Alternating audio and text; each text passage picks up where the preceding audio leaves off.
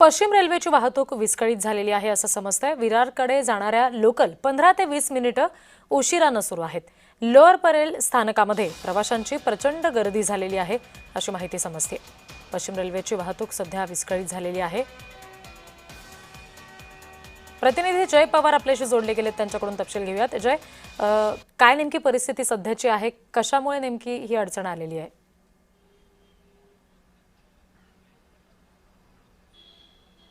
नक्कीच रिद्धी, आपण पाहतोय की पश्चिम रेल्वेवरील जी वाहतूक आहे ही गेल्या 20 ते 25 मिनिटांपासून विस्कळीत झाल्याची माहिती ही प्राथमिकपणे समोर येत आहे। खरं म्हणजे 15 ते 20 मिनिटं ह्या लोकल ज्या ट्रेन आहेत या सर्व उशिराने धावत आहेत। मात्र याचं कारण हे अद्यापही समोर आलेलं नाही आहे। मात्र याचमुळे आपण पाहिलं तर मुंबई सेंट्रल असेल किंवा लोअर परेल, दादर या स्थानकांवरती प्रचंड प्रवाशांची गर्दी ही झाल्याची पाहायला मिळते। खरं तर अंधेरी असेल किंवा बोरवली विरार साईडला ज्या जाणाऱ्या ट्रेन आहेत या सर्व आता 15 ते 20 मिनिटांनी उशिरा धावत आहेत।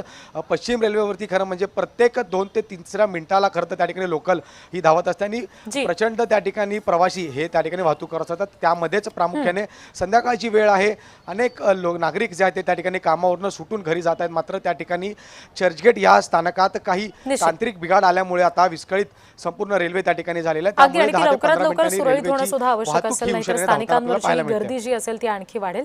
अजय, तुम्ही आमच्याशी असेच जोडलेले रहा।